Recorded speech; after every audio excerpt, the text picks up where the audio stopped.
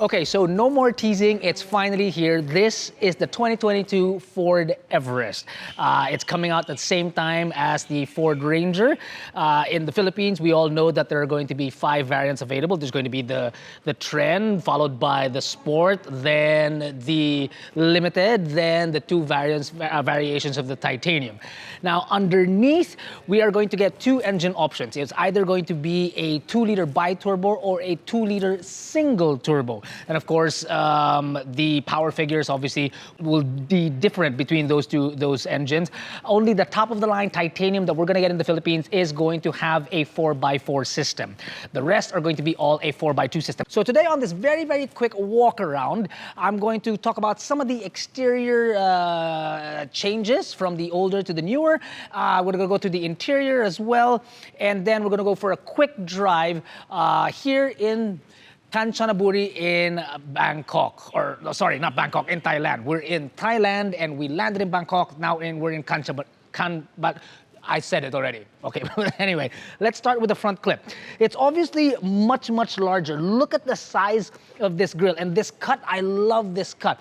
The size of this Ford emblem is kind of similar to those that are the much bigger automobiles like the E150 because it's so big, and this grille is really massive. It's like you don't need the Hubble telescope to be able to see this all the way from Michigan Avenue. That's exactly how big this is. And then, of course, let's not forget, there's also the C-shaped DRLs, which are actually pretty cool.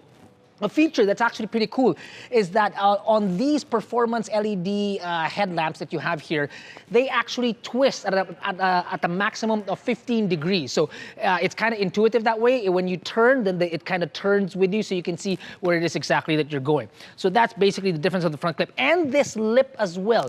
This lip is very much added. Of course, the fog lamps look very different than the skid plate, but this lip is very, very different in the sense that it kind of sticks out like it wants to kiss you. I'm not sure that you want to be a pedestrian and be kissed by this thing coming at you at 100 kilometers per hour, but I'm just saying that it's there. Why don't you follow me down the side and I'll show you exactly what we have here down the side.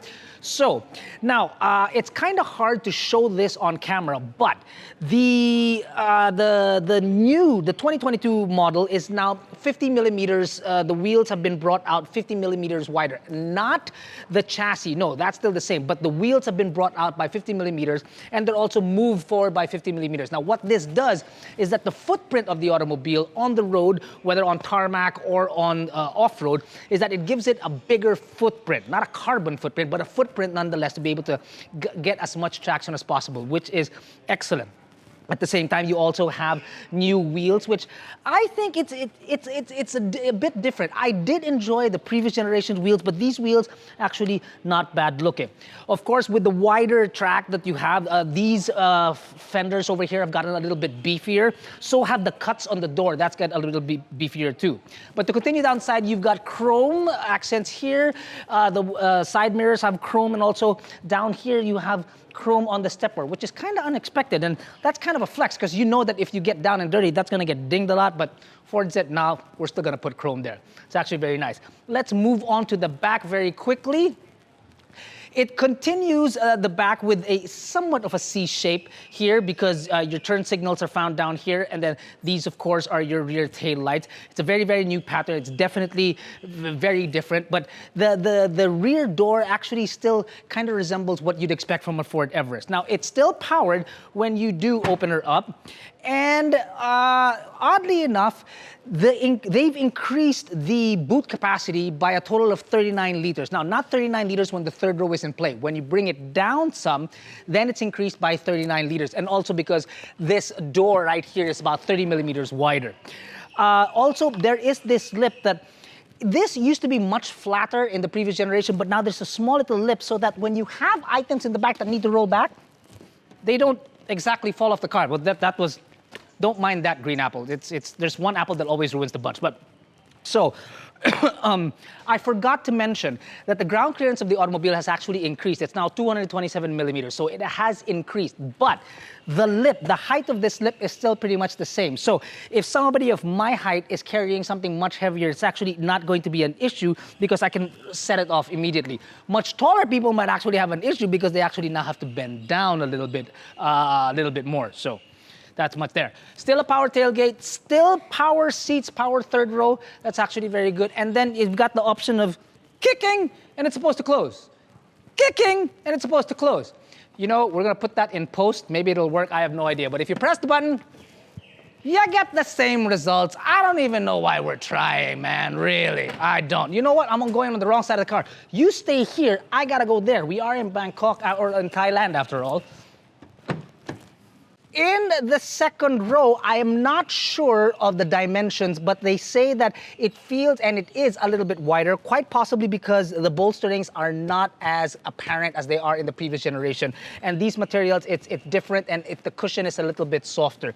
How does it feel as a passenger? Well, it's still very good. It's still very comfortable. The Everest has always been a comfortable car anyway, but that is pretty much will sum up the major changes for the second row. No changes for the third row, apart from the fact that there are now a total of 10 charging points all over the automobile. Now, these 10 include 12-volt sockets and USB points so that you can put a front-facing camera and a rear-facing camera at the same time.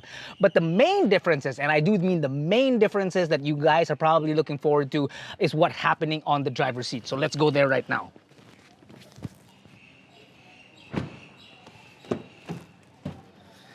There's actually plenty to talk about here, so I'm gonna try to get to it as quickly as possible. First, the most obvious is obviously, why, Carlo, why?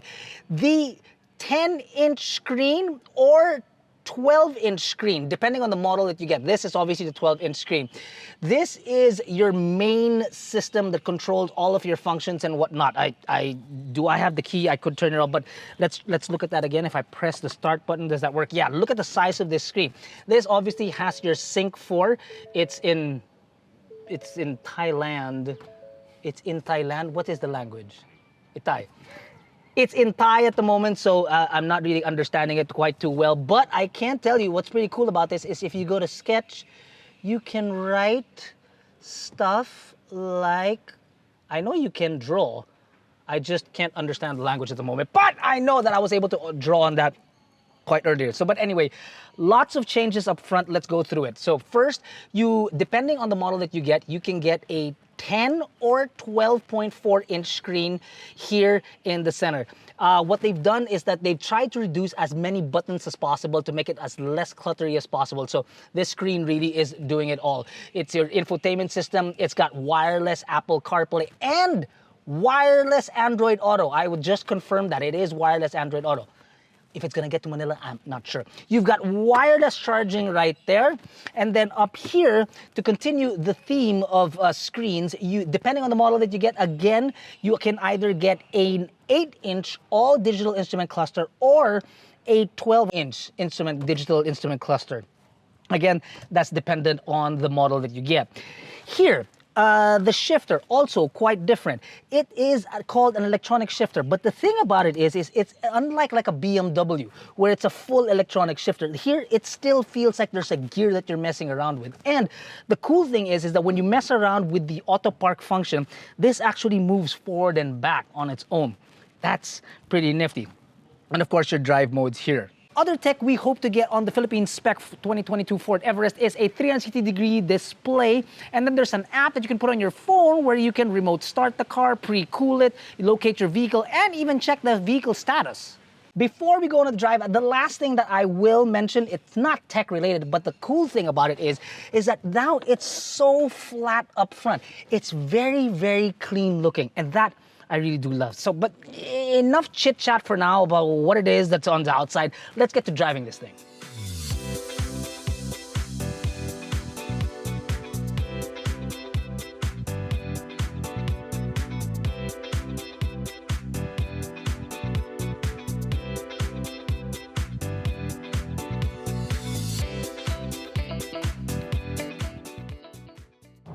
So on the interview with Mike, Mr. Breen himself, he said to look out for, let's say, for example, the drive and the handling of the automobile. Well, we're here now driving. We're about an hour away from our destination. And I can tell you 3 things that I've noticed. Number 1 is that the steering is still light. It's still very, very Ford. So it's like driving your Everest or your Ranger or even your Expedition.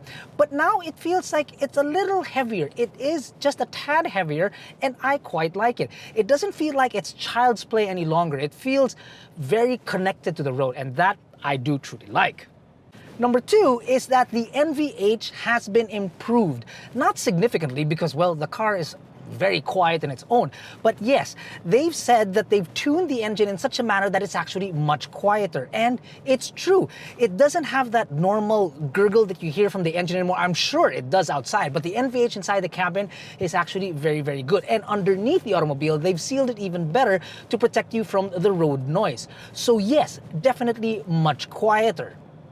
Third is wind noise. It's so much better. They've done quite a few things aerodynamically to make the car as quiet as possible when it's cutting through the wind. Not cutting cheese or cutting wind, you know what I mean. So in fact that they've redesigned the doors in such a manner that there are deeper cuts. They've redesigned their side view mirrors so that it's quieter. They've even changed the windscreen wipers to make it even quieter. And truthfully, it all works. Well, the fact that it's always been a comfortable ride in the first place, so you got that.